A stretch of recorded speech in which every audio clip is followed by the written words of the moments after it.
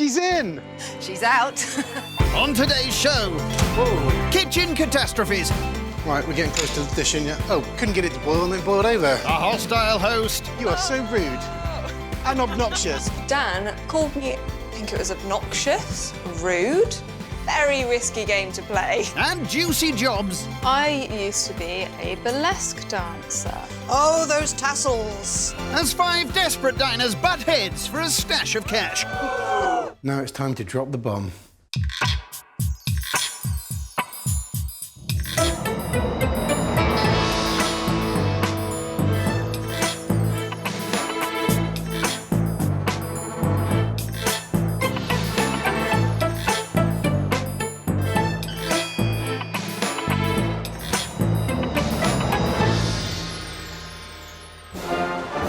It's the 4th day in Gloucestershire, once home to composer John Stafford Smith, writer of the United States National Anthem. How very rousing. And hoping to keep his guests united and not in a state is landscape gardener Dan. Handy when your day job can provide your decor, isn't it? Like every host this week, he'll be cooking in this delightful dwelling. Once he's got himself acquainted with the appliances. That should do the trick. My intention today is to win, yeah, definitely. I hope I can get to grips with those. Any other concerns about tonight? I'm probably going to get it in the neck today anyway because of my comments already this week. You could be right. Perhaps you should have been nicer to Monday night's host, Cherie. That's her with the ears. How is it, folks? Probably a little bit overdone for me. I'd go for rare. I think Dan has played a risky game all week, to be honest, with how critical he's been. He also held court on storyteller Chloe's night. If I was going to say anything, probably the sauce is probably a little bit watery. I think what people are a bit scared to say, and I think it's a little bit bland. He has been the first to say that was watery or that didn't have any flavour. And last night, it was estate agent Mike who was on the receiving end. I would just say possibly it was playing it a little bit safe. The fact that Dan has not held back with regards to his criticism, for me, that demonstrates that he's quite a brave chap. Brave or stupid, I'm not sure. I'll just leave that there. And it wasn't just Dan's foodie fussiness that got Friday night's host Holly's attention. Dan was on fire last night. He was talking about training his partner in the kitchen, which caused a lot of hilarity around the room. Do you do most of the cooking in your house, Dan? Yes. Yeah. Oh, really? I'm trying to encourage and train cooking. Oh, train! No! Cherie was not so impressed. Dan pushed everyone's buttons last night in one form or another. You call it help, not train. It's like you train, educate, Well, there's a lot learn. of things that we can say that mean different from what we mean. So to top Mike's score of 29, Dan's got to win over a very tough crowd. I think Dan might have made a rod for his own back. And now the tables are going to turn and everyone is going to be brutally honest with him as he has been with everyone else. Right then, Dan, what's the plan? My menu says about me probably that probably a little bit chaotic, probably because there's no theme to it. It sort of goes from one place to another to another. So I think tonight I'm struggling to think of how I'm going to explain why it's a bit mixed like that. First on Dan's mixed-up menu is his starter, turkey and kale soup with a sesame fat bomb. What's a fat bomb? Ew. Is he literally going to pick up a ball of lard and throw it at my soup? Surely not. It's a lump of fat. Oh. Dan rolls his lumps of fat in sesame seeds. Doesn't look very appetising though, does it? Nope. They're going to go, well, I never thought in my life I was going to enjoy that. They're going to love it. Fingers crossed. The fat bombs will be detonated into the turkey and kale soup tonight. Turkey, normally really associate that just with Christmas, really, or occasionally in a sandwich in my son's packed lunch. Who wants cheese and pickle when you could have this, eh? And this is everyone's favourite, kale. Kale again, that's normally something I would feed my tortoise at home. Big soup fan, is he? Dan adds homemade turkey stock, spices. And everyone's favourite, chilli. Hang on, I thought kale was everyone's favourite. Well, is it everyone's favourite? It's definitely not mine. Veggie Cherie is getting a separate soup, made with a meat substitute and stock from a cube. As long as it's a nice thick soup, not watery, so that I don't feel like I'm just tasting kale squash. Ooh, what's it like? Not as nice as the other one. Unlucky Cherie. Finally, Dan knocks up a dough and puts it into a bread maker. Nothing to do. Well, there are 2 more courses, you know. Next up, the main, help me out, please, Dan. Fagadella. Excuse me. Fricadella? Fricadella? Fagadella. Hey? Fricadella? Fagadella. I mean, I need to go home and look that up in the dictionary. Come on, Dan, tell us. So in Danish, they pronounce it Fagadella. Ah, I get it now. Dan's main is fagadella with roast potatoes and green beans you've never seen. Still don't know what it is, though. He will have to explain himself. So the fagadella is basically like a minced pork, finely chopped onions and seasoning. You could have just said meatballs. He chops onions and gets his pork mince out. Where's it from? So that's come from a local butcher's in Stroud. Cotswold, fresh pork. It's from a supermarket, isn't it? Could be. Cheeky. He mushes into balls and fries one as a test. Not bad. Glad to hear it. The rest will be cooked later. Cherie's getting meatless balls made with mushrooms, garlic, onions and a meat substitute. I hope there's a lot of flavour packed into that because it sounds simple. Cherie will love this. Cherie will. Cherie might not. Dan fries Cherie's veggie balls to reheat later. On to his green beans you've never seen. So does that mean that there isn't green beans? No, there is. I hope I can see them. They're wearing jackets and coats. That would be silly. Hang on, those are beans, I've seen them. These are the beans you've never seen. That's probably why you didn't recognise them. Oh. There you go, they're hiding again. OK, what's with the name? It doesn't sound very exciting when you say green beans, avocados and spring onions. Well, no, it doesn't. He mushes them together to mix with the beans later. Just put the cling film down to get the air out of that, otherwise you get it brown. You don't want brown beans you've never seen, do you? I don't think that's going to get me any points. Not sure your green ones will either. Last up, dessert. Chocolate cake with Cotswold ice cream. Chocolate cake, delicious. I'm a rubbish baker, so if he pulls off a good chocolate cake, then fair play. Making a cake or making a mistake, who knows? I'd aim for the cake if I were you. OK, this is a bit like the cement mix a bit, because you just have to mix the dry ingredients before the wet. Good start. Cakes are not my thing, so... Right, wet stuff meet dry stuff. Doesn't look very appetising, does it? I've seen better. Nothing I'd want to eat, anyway. And it's into the oven to bake. Hey, anything chocolate's fine with me. How they doing? Yep, done. He finishes by layering them up with cream cheese icing. Oh, we're cementing that back in there. You're not laying a patio. I told you cakes weren't my thing. He finishes by troweling on yet more cream. And? Not quite what I'm looking for. What's up? Don't think it was in the oven long enough. It's a bit late now. We can cut it thinly and put more ice cream on it. Should be all right. Good plan. Let's make sure your ice cream's up to scratch then. It would be really a bit disappointing if he's bought it and not made it. Oh, he's making it all right. Well, his machine is anyway. There's only one problem. If I eat ice cream, that is torture for a Chloe. My teeth hurt. Looks like that's ready. That's damn good. And that's the prep done. Well, I prepared my food as much as I can, and now it's time for me to go and prepare to face my guests. Jolly good. What is tonight's dress code anyway? Yeah, so great British summertime. Well, I'll leave the sombrero at home. I would have assumed that British summertime was, you know, ladies in pretty dresses and strawberries and cream. Not a Hawaiian shirt then. Well, it's time to face my fears. It's only a dinner party. First in and making a splash, it's Cherie. Thank you very much.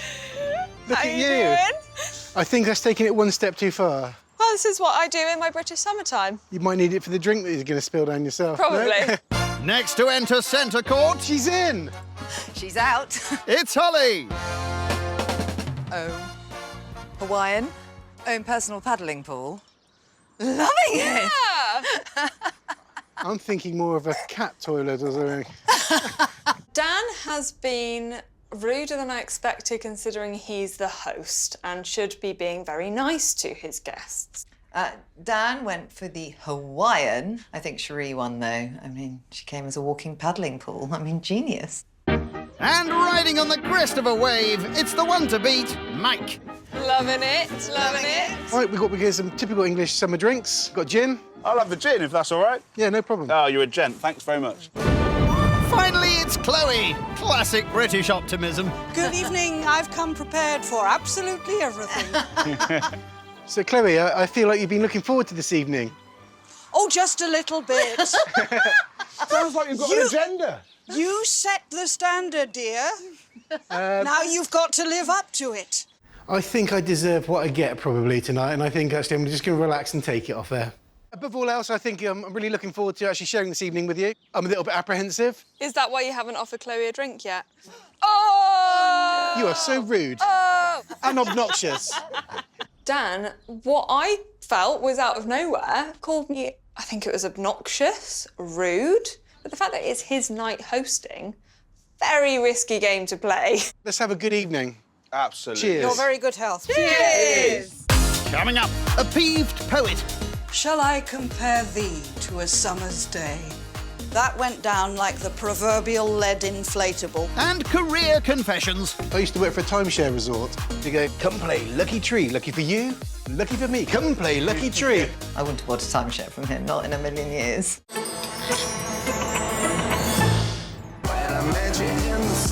It's the fourth night in Gloucestershire and the turn of landscape gardener come king of critique Dan, who's hoping to grab the grand by hosting in this luxurious Cotswold crib. Obviously, for me to win this competition, I really need to get the whole table around me tonight, so I'm probably going to have to try and build a few bridges if I haven't burnt them already. I've been called obnoxious and rude by my host. Perhaps not the best start. He's throwing it at me, I will be firing it right Right back back at at him. you. 100%. If he deserves it, he will be roasted. He'll get what he deserves. Exactly so. No pressure, Dan. Perhaps your starter can charm them.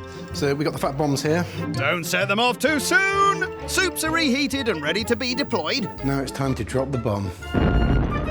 And on that bombshell, here it is. Turkey and kale soup for the meat eaters and a veggie version for Cherie. So what we have here is a turkey and kale soup, Asian inspired, but I've actually made the stock myself. Not yours, unfortunately, I'm sorry. Uh-oh. So I would like all of you to enjoy that. If you don't, please let me know. We will. It's something like, you put the fat bomb in the soup and it should melt across the top there. Ooh. I'm not sure I like the look of that. I'm going to have to trust you, aren't I? I just wonder whether that was truly her feedback and whether she really gave it chance or whether she was merely taking an opportunity to seek some revenge based on Dan's critique from previous evenings. I think she didn't mind the look of it. I think she just wanted to wind me up a little bit. My bomb's going off. It is, definitely. The fat bombs was just fat, but actually it was delicious. Honestly, when I read the words fat bomb, I thought you were talking about me. So I must admit, I cheated about one thing on here. So the bread is homemade, but I use a machine to knead it for me. I actually make a lot of bread at home, but I do it by hand. So I've got to disagree on that one. I don't care whether Dan used a bread maker or a steamroller. He baked bread for us and it came out beautifully. There's a first. Chloe sticking up for Dan. I can't actually believe that Dan claimed he made his own bread and then fessed up that it was put in a bread maker. If she's got enough time to make bread by hand all the time, cool. But I haven't really. How is it for a vegetarian option? You didn't make the stock for mine. No. So what was the reasoning behind that? Basically time, I'll be honest with you. Maybe that's something that you might want to try in the future? I think probably on hindsight, if I could, I probably should. That's where most of the flavour is. So actually, I don't know how much of that flavour he can really take ownership of. But would you not question that this is perhaps more of a broth than a soup? I think Cherie has started to increase her level of critique. Just a bit. Oh, it's a very good start. Be proud of yourself. OK, thank you. The first course, that soup or broth, was spot on, delicious. If that was my starter, I'd have been really, really proud.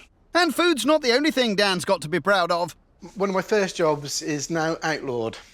And I might ask you to try and guess, someone who'd not long left school and went abroad, what sort of job do people do that annoys people? Pyramid selling. You went to Egypt. Unfortunately for you, you might not remember that it was actually a job. because it actually got banned, I think, about 10 years ago by the EU. I used to work for a timeshare resort. Oh, timeshare, of course. Yeah, yeah. Oh, wow. Yes, I'm very aware that I'm the youngest around the table. Thank you for pointing that out. Yes, I know what a timeshare is. We used to stack all our cards in the trees and get people to come and pick themselves. You go, lucky tree, come play, lucky tree. Lucky for you, lucky for me, come play, lucky tree. And we got more people going to pick up stuff than anybody, to be honest with you. I wouldn't have bought a timeshare from him, not in a million years. Never. I used to be a burlesque dancer. Oh, my goodness. Tell us more. Fabulous. You would have been amazing. Thank you. I think I probably got a bit of a better reaction with my ex-dancer experience than Dan did with his timeshare. I think I stole his thunder a little bit there. Oh, those tassels. Moving on. My starter, I think it actually went better than I thought it was going to go. My feeling is that everyone pretty much enjoyed that. Great. On to the main then. He fries his meatballs and mixes his avocado mush with his beans to create... Green beans you've never seen. They may not want to see him again after. Never mind the beans. I'd keep an eye on your sauce, Dan. Right, we're getting close to Dad! finishing, yeah. Oh, bloody hell. Turn my back. Hopefully it's not a problem that they've been waiting a little while. Yeah, I'd get a move on, though, if I were you. How are your roasties doing? Steady. It's a good save. Onto the plate they go, along with the veg. Oh, one of those spuds looks a bit charred. Yeah, good idea. That sauce will disguise it. I know my guests have been waiting a bit too long, but now it's time to show them what this is all about. Et voila! 45 minutes later, it's Dan's main. Danish meatballs for the meat eaters and meatless balls for Cherie, served with roast potatoes, red cabbage and green beans you've never seen. My apologies, everyone, for keeping you waiting. Please enjoy. Brilliant, thank you. What sort of kept that weight up? Like, what was it for you that maybe slowed it down a bit? As you can see, there's quite a few hot components to the meal. Good things come to those who wait, and I'm not sure it was quite good enough to reflect the wait. My potatoes are pretty black. When I make roast potatoes at home, they're a hell of a lot better than that, to be honest with you. I'd say legendary. These are okay. They were cremated. They were absolutely cremated. He made it very clear tonight those roast potatoes were his babies, and they didn't go to plan. If you say, I'm brilliant at roast potatoes, your roast potatoes are going to fail. And they did tonight. Just didn't come out how they should do. The flavour wasn't there, nor the texture. Meatballs are seriously salty. Yes, I would have to agree with you there. OK, you had an accident with the salt cellar. But, I mean, the layout of this is agricultural. The food looked plopped on. Agricultural. She does come out with some good one-liners. Talk me through the beans again. Green beans, avocado. And spring onions. Well, I think that's rather good. The thing with the green beans was I wanted to introduce you to something maybe you never even tried before. The green beans you've never seen, they're actually these green sticks in a pale green mush. I would put it into the category of being unremarkable. The meal didn't go quite to plan, but I still think I'm in with a chance of winning. Time to get your night back on track. I brought what I hope will be a little cultural treat. There is nothing more British than William Shakespeare. Or maybe not. I'm going to read you the Summertime Sonnet. Shall I compare thee to a summer's day? Thou art more lovely and more temperate. Rough winds do shake the darling buds of May, and summer's lease hath all too short a date. His face when Chloe started reading from that book, he wasn't happy. And this gives life to thee. Thank you. Oh, well, I just thought I'd Yeah, well, thank you. up the cultural content. I wish I'd never thought of doing that sonnet. That went down like the proverbial lead inflatable. Their faces. Oh, Chloe and the storytelling. But it was Dan's night. I don't mind the sonnet, but I suppose... No, and I appreciate her thought, actually. I think she's really tried to make an effort tonight, Chloe. Time for that underdone cake. I'm not quite happy with it. I wanted it to be a bit lighter than that, so I'm going to try and cover that up. Didn't quite go to plan. It's a little bit too sticky, probably. Never mind. Maybe your ice cream can help disguise it.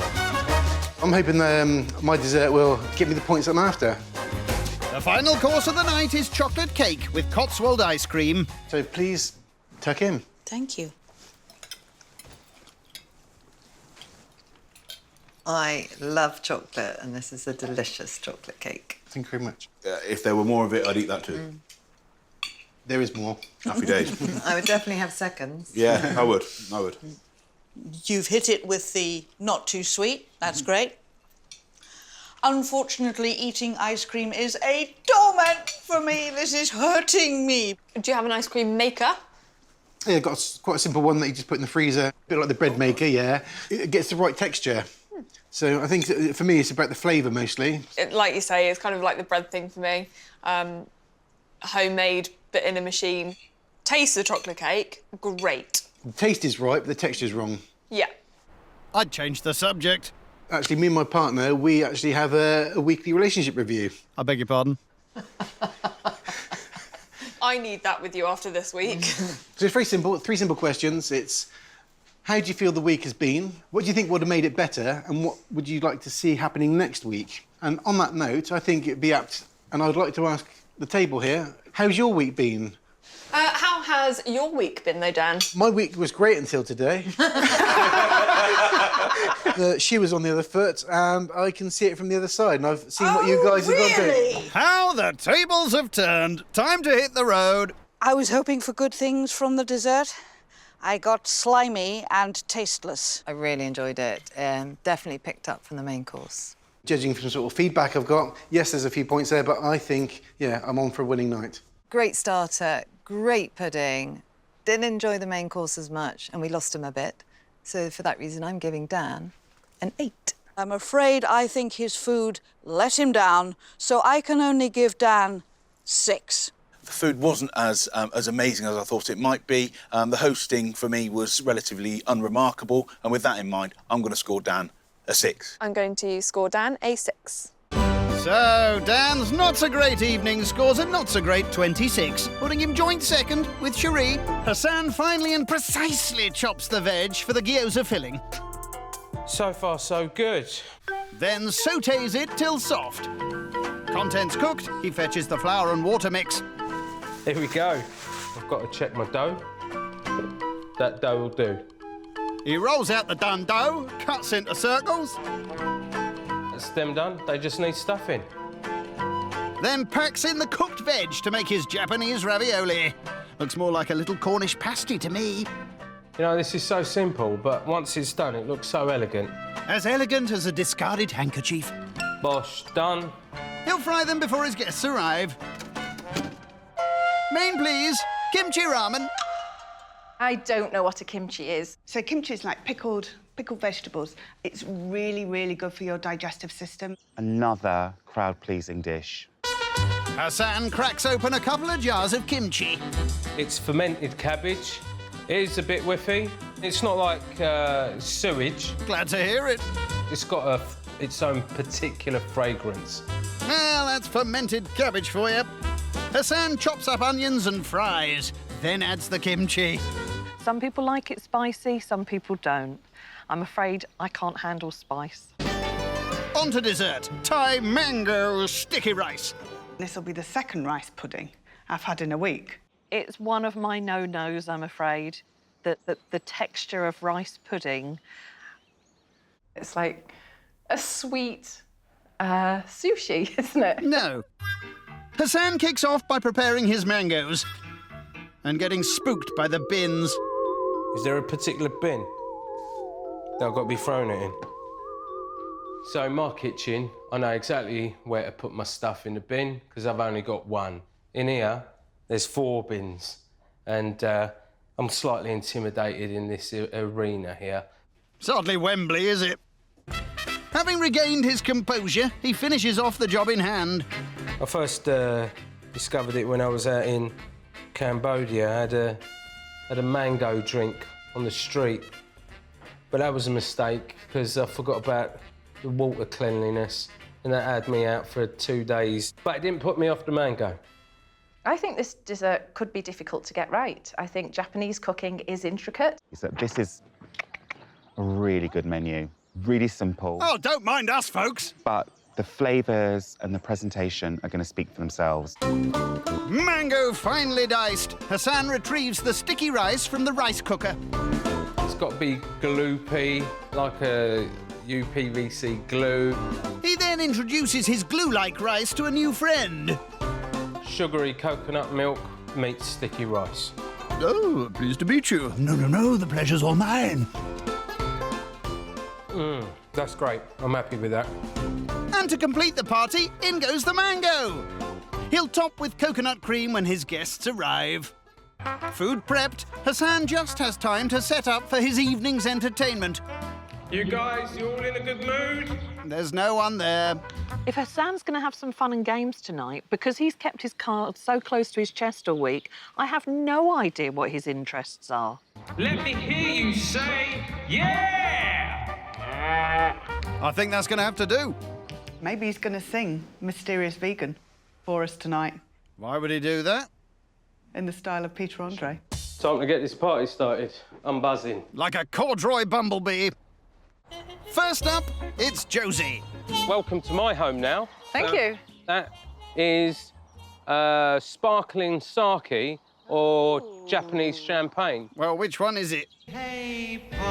Next up, it's Spice Phobe Paula. Doesn't he look dapper today? He looks dapper today. You know, when can you wear a cravat? I thought a cravat was a prawn. Or is that a crevette? A crevette is a prawn. Ah, yeah, I yeah. see. No, that would be weird if you had a prawn I was round really your neck. worried I got it wrong then. If he was wearing a prawn round his neck, that would have just delighted me even more. Might have been a tad whiffy, though. Hi. Hello, it's Sarah. I wonder if you've had a taste of the drink. It's Japanese champagne or sparkling sake. Again, which is it? That's delicious. I don't usually drink wine, but I would drink a bucket of this. It could get quite expensive. And quite messy. Traditionally, it's not considered honourable to drink sake out of a bucket. What about Japanese champagne?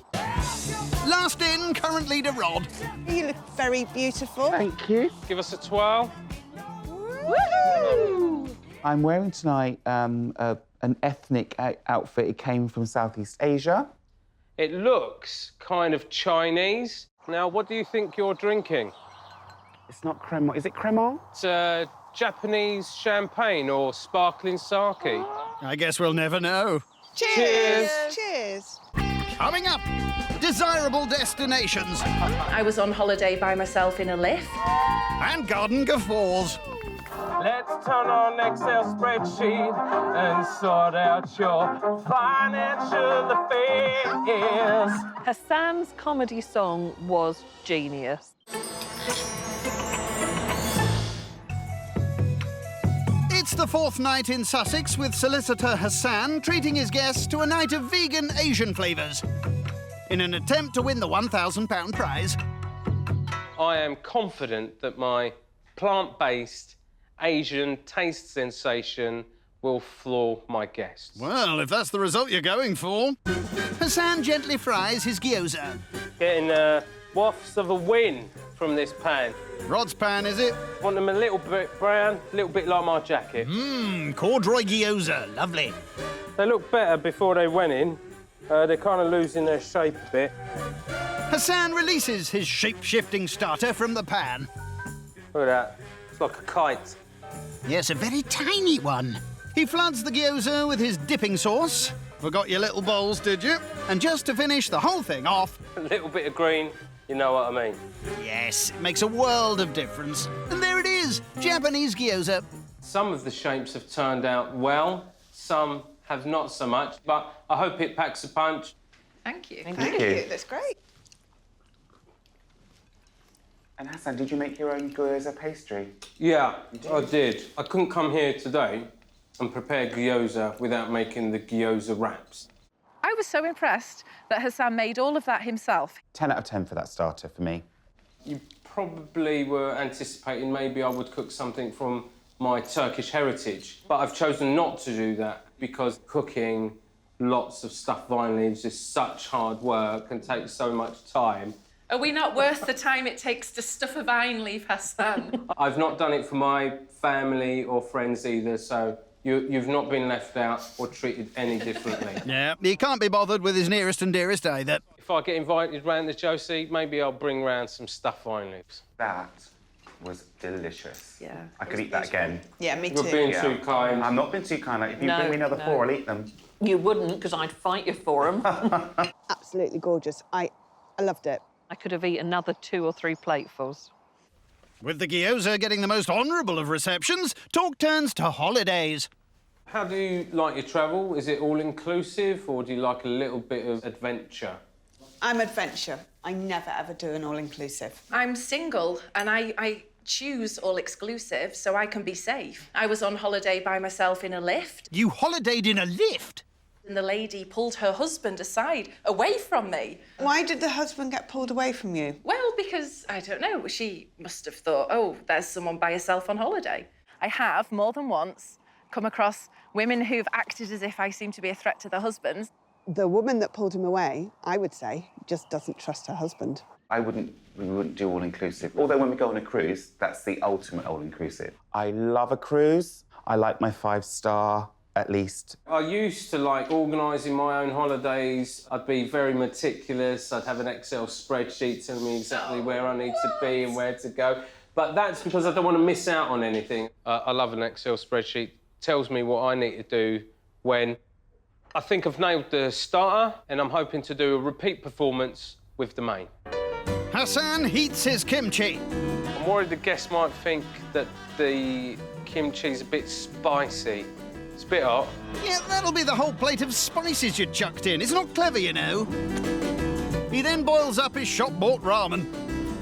I didn't make my own noodles. I'm not sure it's a cheat. It would have been nice to make the effort. Noodles drained, they're mixed with the kimchi. Using a 1-cup plastic utensil is the traditional way of serving kimchi. You mean you forgot your big spoon? Let that Asian taste sensation continue. Fire blankets at the ready. It's kimchi time. Oh, yeah, that'll cool it down. So the kimchi is fermented cabbage. Shall we dig in and try it? Yeah. It smells gorgeous. Yeah, it does have a... Yeah. It's got a hell of a kick. Yeah, so I do like it. That is really a touch spicy. So I thought Rod might be able to get away with it because of the Trinidadian curry and chickpea. And mine wasn't as spicy as this. It's burning me inside. Do you like the dish? It's a challenge. Right. Almost made my eyes bleed. Hassan, are you sweating? I am sweating, but I don't. It's quite hot. I like a bit of spice, I like a bit of kick, but when the man who makes it is sweating into his own napkin... It's like my own personal sauna here. I'd like to be standing under a waterfall now. You can, my back. Now, there's an image. I've got the ratio of water and kimchi a bit pear-shaped, and I made it a little hotter than normal. You think?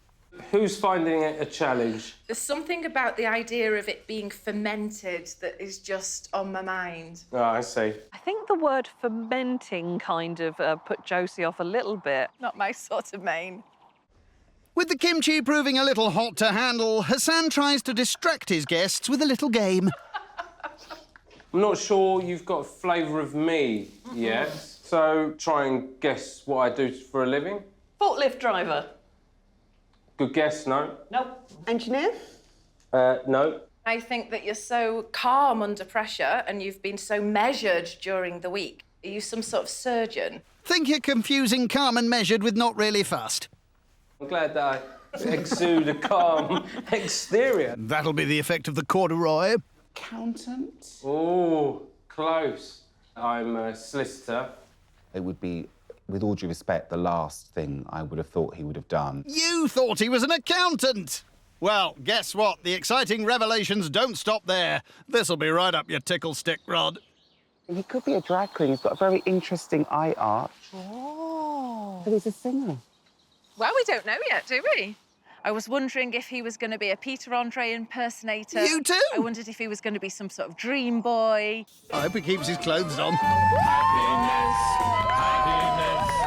Welcome to Hassan's Comedy Night! I didn't see that coming So I went to the club, I saw her and she saw me. We started getting it on her sofa. I looked over her shoulder and I saw unpaid bills and overdue rent statements. I said, ooh, let's forget about getting under the bed sheets.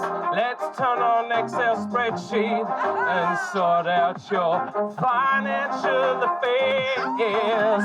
Hassan's comedy song was genius. And then down the left-hand side of the spreadsheet, we can have your incoming and outgoings, such as expenditure on wear and tear on your car or... It was so good. It more than made up for his food.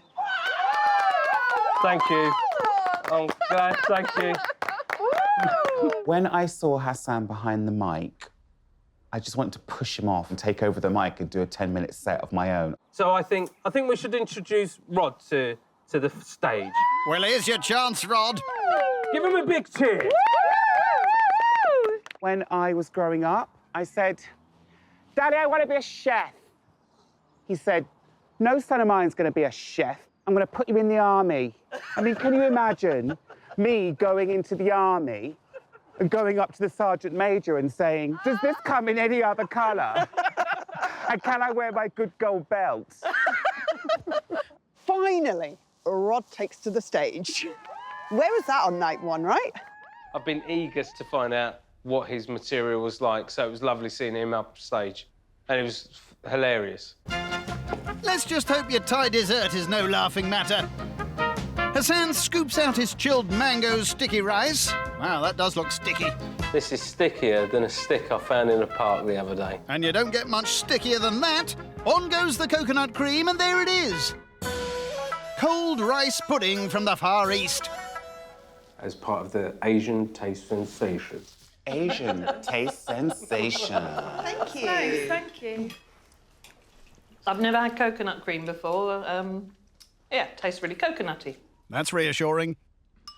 I have to admit, though, I have an aversion to rice pudding. When I put it in my mouth, I actually go, gag a little bit. Maintain a serene face while you're eating it. That'll make me happier. It's the texture. It's just the texture. Good spot for swallowing it. I normally like rice pudding, Has, but I just don't like the texture of this one. OK. And the fact that it's cold. I like to have it a little bit more sugary as well. So why didn't we? I think there's some sort of self-sabotage here going on. And I'm trying to work out the reasoning behind it. Your guess is as good as mine. Home time. Oh, no. I didn't like rice pudding and rice pudding didn't like me. It's kind of very gloopy. Didn't really have much flavour. I tried to like it, but I just didn't. If I could change anything about today, I would change the menu to Rod's menu and get Rod to do it. He'd probably be up for that. Hassan's food let him down tonight, but his entertainment really made me laugh, so I'm giving him a 6. Tonight, I'm going to give Hassan a 7. The food wasn't quite up to scratch, but I had a fantastic time. So on that note, I'm going to score him an 8. The entertainment was first class. I'm giving him a 7. Which means Hassan's amusing Asian evening gets a 28, putting him into 3rd place. And there's nothing funny about that. On today's show, I don't know what's gone wrong. misbehaving meringues, Can we go straight in the bin? I just feel really stressed now. bovine bellowing, Can we all have a cow shout? cows, I was slightly overwhelmed when I first met her. and garlic gobbling. I love it, but it's going to cause an awful chemical reaction. Has anyone ever farted on Come Dine With Me before? As 5 strangers clash for £1,000 in cash. He's cheating on you with your hairdresser.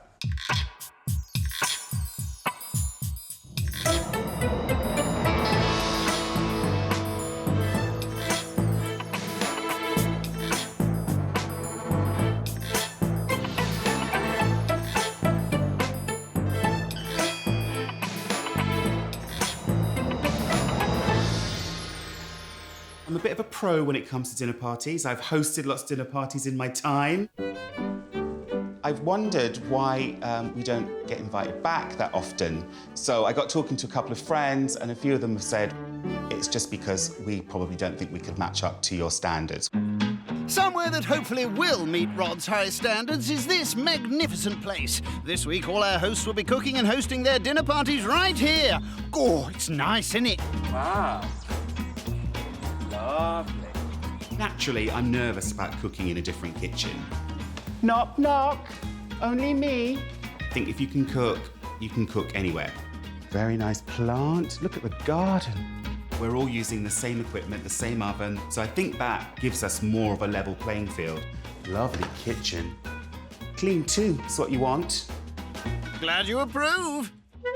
Time to get cooking. Rod's starter is chicken liver pâté with a mushroom and tarragon pâté as a vegan alternative. Oh, my ears! Our second host is charity director Paula. Top slippers. I started a charity last year. It's a community pantry and it prevents food waste. Despite there being a really serious message behind food waste, I love having a bit of fun. Olé! And there's one particular food that will never go to waste in Paula's house. I absolutely love cheese. Cheese is my thing. It's my addiction. I ate a pack of cheese for breakfast. Blimey. Seriously, this morning, that's all I ate. Well, no cheese in the pâté, I'm afraid, Paula, but there are some, marinated livers. They don't look very appetising right now, but I don't know whose liver does look appetising, let's face it. He's got a point there. Rod blitzes his chicken livers before adding an egg and a soupçon of chicken stock. So much chicken, who knows? This might be winner chicken dinner. Oh, the old ones are the best. Chicken liver pâté. Mimi absolutely loves liver. She's going to be really unhappy that I had liver.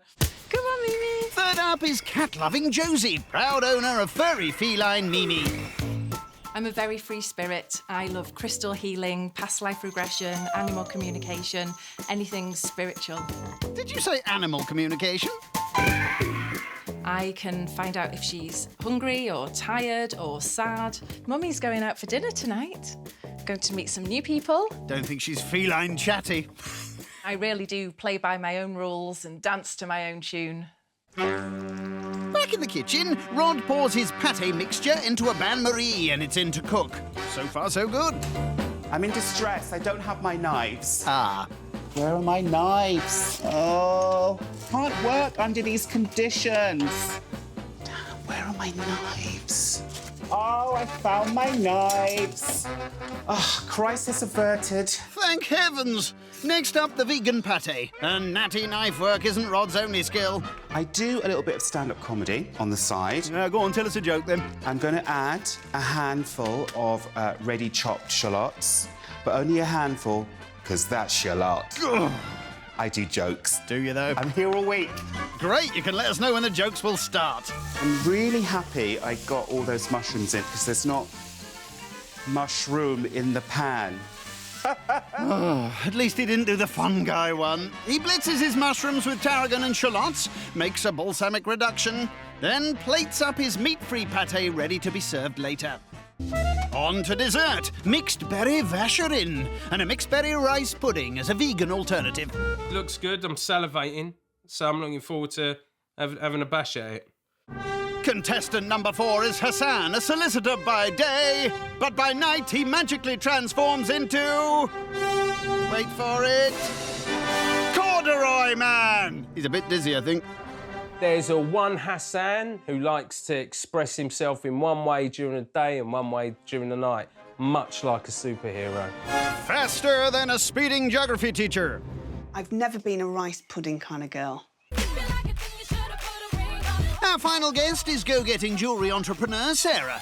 I never stop. I never ever switch off. I'm working all the time and across different time zones.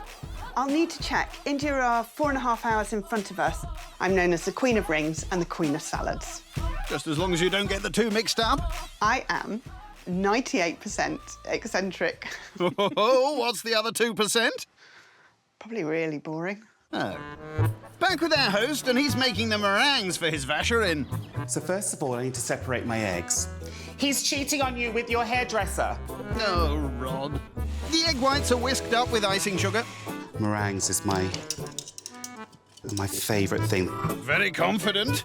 In they go. What is a mixed berry vashin? Vacherin. Vacherin? Mm-hmm. I've got no idea. I'm hoping it is some sort of meringue or sponge. Correct on the meringue front, and it's time for the moment of truth. And they're not even cooked. No. I don't know what's gone wrong. I'm doing them again. Just gonna go straight in the bin. I just feel really stressed now. I think they're giving themselves quite a lot to do, so I think it's going to be a really time-consuming menu to pull together. Take 2 for the meringues. I'm really, really happy with those. If at first you don't succeed, try and try again. He layers the rescued meringues with homemade ice cream and a mixed berry sorbet. Knocks up a vegan rice pudding alternative, and dessert is done. Rod's final course is the main ballotine of chicken with potato dauphinoise. I've got absolutely no idea what a ballotine of chicken is. As far as I know, ballotine is just where you slap a bit of bacon on it, I think. Nope. Rod? It's deboned and rolled chicken. There we go. For the stuffing, he blends mushrooms, onions, spinach and pancetta, then adds to his flattened chicken. It does look a bit like roadkill at the moment, but I can assure you it's going to taste absolutely lovely. He rolls, then ties and poaches. The whole thing will be roasted later. Onto his garlic-infused dauphinoise. I am a big fan of potato dauphinoise, but I hope there's not too much garlic because it does give me wind. You as well, eh? Et voilà! Les pommes dauphinoises. Oh, très bien. Finally, for the non-meat eaters, he's making a Trinidadian chickpea and spinach curry. I would eat curry for breakfast, lunch and dinner every day if I could. If there are no flavours behind the heat, then it's just a pointless waste of time. You haven't even tried it yet. Rod mixes spices, chickpeas, spinach, and a big dollop of Trinidadian green seasoning. In Trinidad, maybe a neighbour might pop over or someone might come in. They would say, "Your curry's smelling nice, boy." And this smells lovely. Oh, it does, doesn't it? He'll serve it with rice later. That's all my cooking done. Now I've got to get this place ready and looking roddy. Well, off you poppy. Looking at this menu, it sounds a lot fancier than my menu. I think that the host is a very experienced cook. There's a lot to do in this menu, but if they do it well, it's going to set the standard really high. Final thoughts? Oh, no. Wow, this place is gorgeous. First up, it's feline fan Josie. Hi, I'm Rod. Please come in. Thank you. You're going to tell him your name, Josie? Not yet. Would you like local sparkling wine? Let the fun begin. Woo. I think you're going to have to ask her, Rod. What's your name? My name's Josie. Josie. Finally, thank you. And I'm you. Rod. Cheers. And may the best person win. Woohoo! Diamonds are a girl's. Next up, it's jewellery entrepreneur Sarah. Hello, hi. How are you? Good, how are you? I'm good, thank you. Good. Sarah, Josie, Sarah. Nice to meet you, Sarah. Lovely to meet you too. Sarah, Oh, that's better. So what are you looking forward to most this week? your curry. Oh, well, God. No pressure there, then. No pressure. Third in is cheese mad Paula. Hi. Hi. I'm Rod. Who are you? Paula. This is Paula. Hello. Sarah Hi, Paula. and Josie. Hi, Sarah, Paula. Josie. Nice to meet you. Nice to meet you too. Paula, can I interest you in a glass of sparkling wine? Always. We were just saying how beautiful it is out here with the countryside and the animals. It must be such a lovely place to live. I still shout cows whenever I see cows in fields. Do you? I never got over it with when I used to drive my kids around and we saw cows in the fields. We would shout cows. Can we all have a cow shout? Cows! In my life, nobody's been able to make me shout cow at the top of my voice. I will always remember Paula for that. I think Paula's a live wire. I think I've got that already. I'm quite good at getting the measure of people quite quickly, and I think I got the measure of her very quickly. I'll tell you what, give me a couple more of these and we'll go and riding. Moving on, it's our final guest, Solicitor Hassan. Hi. Welcome, Hassan. Welcome to my night. Cheers, nice to meet you. We're here at this lovely house. So much looking forward to cooking in that kitchen. Here's to a fantastic night and an even better week. Cheers, everyone. Cheers. Thank you, Rod. It's night one in Sussex, where dinner party veteran Rod is the first of this week's hosts to try to win a grand in this glorious gaff. Everybody seems really lovely. It's my night tonight, first night. Bring it on. Whilst Rod gets slicing for his starter, I'm going to trim that down so I can get it in the toaster without setting the house on fire. Sarah and Hassan are checking out his table. This looks great. Look at this. Gosh. Very, very pretty. I love it. Slightly wedding-y. Yeah, it is. It's like a celebration. Yeah, or maybe we'll all get married to each other by the end of the week. Slow down, Sarah. I love a posh napkin, especially with a ring round it. Oh. Back in the kitchen, Rod's got into a sticky situation with his balsamic reduction. Well, I made it earlier. I let it cool down. Suddenly it's very hard, so I'm going to try and put it back on the stove very, very quickly, see if I can salvage it. Looks more like treacle. It's starting to melt now. Oh, there we go. That's it. Crisis averted. He plates up the pâté along with his rescued reduction, and that's it. Ready to go. First course. Rod's starter is chicken liver pâté with a mushroom and tarragon version for the vegans. So welcome, everyone, and welcome to our first course. Enjoy. Thank you. Thank you. Wow, this looks amazing. I'll tell you what, judged against restaurant standard, I would say this is the second best pâté I have ever eaten in my life. Wow. High praise indeed. It smelt delicious, it was cooked really well, and it was a big portion. Absolutely top notch. So, Sarah, what do you feel about my mushroom pâté? It's really nice not to feel like an afterthought at a dinner party. Quite often you just like, it's almost like a kid in the corner with a bag of crisps, you know, you just kind of get shoved out. A lot of people would just bang out the beans and toast. Would I want to eat it again? No, but I did quite enjoy it. Hopefully he's got away with that balsamic reduction as well. It's got like it's given it like a really sharp tang. I couldn't actually get it off my plate. Maybe he hasn't. It was a bit like super glue. With the starter largely going down well, talk turns to the age-old question. What would your drag name be? So my drag name is Miss Naomi. I fell over many years ago, the same week that Naomi Campbell fell over on the catwalk. Oh. And so then my friends started to call me Miss Naomi, and that was my drag name. Anyone ever called you Hot Rod? Not for a long time. Not for a long time, no. Mine is Lady Verity Lupton. That is an amazing drag name. Yeah. Mine's quite clear. It's Kitty Litter. Sounds like a mucky drag queen. Very, very mucky drag queen. Yeah, different sort of club, I think. Kitty Litter, my alter ego. So she can be a detective, or she can be a lady, or she can be a doctor. Who knows? There's no stopping Kitty Litter. Would it be really rude if I licked the plate? Your meal. That, honestly, is gorgeous. Paula licks her plate like my cat Mimi licks her plate. They both love liver. I was slightly overwhelmed when I first met her because she was so sort of in your face. I think my starter went really well. I think my vegans were happy. They left a little bit behind, but there was a lot there. Great start to the week. I just hope I can keep the momentum. With two separate mains to manage, Rod reheats his veggie curry. Smells absolutely delicious. Then it's make or break time for his fancy bit of chicken. Is this going to stay together? Smells amazing. I'm so happy. I've been worried about this all day. I'll give everybody 2 pieces. Everyone seems to like their food. Finally, he adds the potato dauphinoise, veg, and a creamy mushroom sauce. And it's ready. Bellatine of chicken for the meat eaters and chickpea and spinach curry for Sarah and Hassan.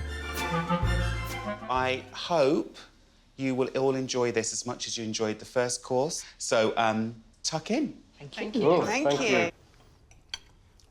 I have been criticised for my portion sizes, but can I just say it's cultural. West Indian, we don't do small portions. I thought Rod served quite a lot for the main course. I found it quite difficult to get through it. I felt a little bit overwhelmed when I saw it, and you don't want to be rude and not eat it all. Even I couldn't make my way all through it, but that's a good thing. I think it's delicious. I was really looking forward to the dauphinoise potatoes, and you didn't disappoint. They're really good. Oh, thank you. Rod's setting a really high standard for this week, and I'm really quite intimidated by it. Cheese on the dauphinoise potatoes? Yeah, I did a mix of Comté, which is my favourite cheese, and mozzarella and cheddar.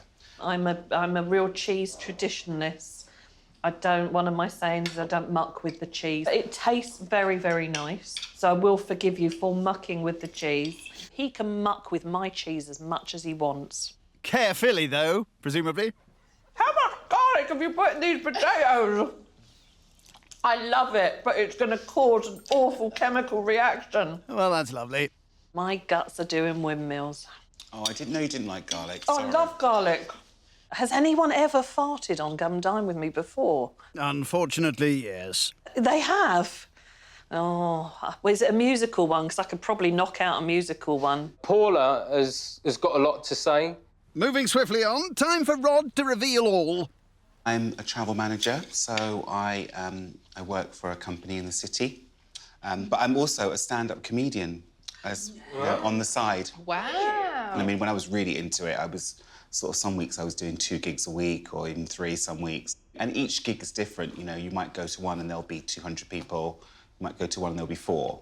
I'm really looking forward to the next time he's able to perform, because I will be front row, probably heckling and shouting cows. Normally what someone says to me is, oh, you're a comedian, tell me your best joke, which I absolutely hate. It's a bit like saying to a surgeon, oh, show me your best surgery. It's not, though, is it? We've not heard many funny jokes from Rod. Let's see if that comes out later in the week. We've all got jokes, I'm sure. If we all tell our best joke. Girl walks into a doctor's surgery. I don't feel like myself, doctor. And the doctor says, pull yourself together. No, that's not right. Have another go. Woman walks into the doctor's surgery and says, I feel like a pair of curtains. And the doctor says, pull yourself together. That's the one. That's the one. There's a lot more to Josie than what we're actually seeing at the moment, and I'm really looking forward to getting to know her a little bit better over the week. The group is being quite civil at the moment. Either they need a thaw out or they're just working out what other people are about. I think the main went down really well. Some people ate everything. I got really good compliments. Loved it. Really great course. Great! On with dessert. I hope this is going to be the showstopper. I really do. Time to release the Vacherins from their moulds. Beautiful. And how are those pesky meringues? I had some problems with my meringue. I had to repeat them, but looking good. That's the spirit. Some final finessing, and they're done. This Vacherin is going to get me the win. I see what you did there. Pud is a mixed berry Vacherin and a vegan rice pudding. Please tuck in and enjoy. This is fantastic. There's ice cream, there's meringue. What's not to love? This is spreading warmth through my whole body. Oh, that's it's amazing. I'm going to cry. It's making me want to cry. This is amazing. Oh, that's very... Thank you. That's a really lovely thing to say. Thank you. I feel a bit emotional, actually. I feel a bit emotional because to have someone, just 4 people that I don't know, say that about my food. I put so much into this. Hold it together, Rod. It's time for some name-dropping. So I met Madonna once. Madonna? And I just said to her, I love you. And she said, I love you too. Any advance on Madge? I was in Covent Garden, and I am sure I walked past Harrison Ford. Nice, we've got Han Solo. I did come face to face with the Pope on my honeymoon in Rome. Hello, we're with the big hitters now. I take your Madonna and I take your Pope. And I raise you. Ooh, I like this. I used to work in WH Smith on the pen counter, and somebody very famous bought a big biro from me for 20p. Noddy holder. We have a winner! It's home time! The dessert really surprised me. It's something that I thought I'd hate, and I actually really, really enjoyed it. It was out of this world. It was stunning. I scraped the plate clean. I didn't lick it, but I could have done. Hopefully, people are going to be going home tonight and sort of quivering in their boots, and, you know, I'll have that £1,000 in my hands in a few days' time. Scores, please. Rod's food was great. The portions were a little bit big. So for that reason, Rod, I am giving you a lovely 8. I thought he could have done a bit of a better job hosting because it was flat and there was no entertainment. However, I did enjoy myself. For that reason, I'm giving Rod a 7. I couldn't fault the meal, and for that reason, I'm giving him a 9. Starter, fantastic. Main, good. Dessert, overwhelming. For this reason, I'll give him a 9. Which means Rod's fancy feast has set the bar high with a fantastic 33 out of 40. Tally-ho, here we go. On today's show, an awkward arrival flop. It was some of your water left over from last night. Leftovers? We're in one of those moods, are we? Not really, All right, no. Bring it on. He's in a cocky mood. He's already given me a bit of attitude as soon as he walked in the gates. Whiffy wine. You just shake it around, put your nose into it and smell it. Smells nice. Kind of smells like feet. Sorry about that. Like shoes. You've gone hiking up Snowdonia. And curious contortions. Go on, Adam! It was slightly attractive, but slightly scary at the same time. As 5 competitive cooks clash for £1,000 in cash. I'm sure Izzy has dined with Monk Willie the Honk III.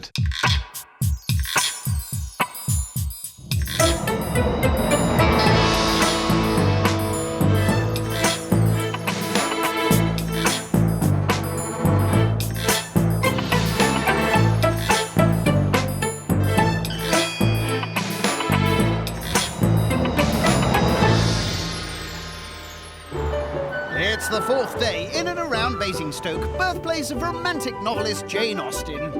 And someone with plenty of pride and hopefully no prejudice is winery owner Izzy, who's confident about hosting in this glorious gaff.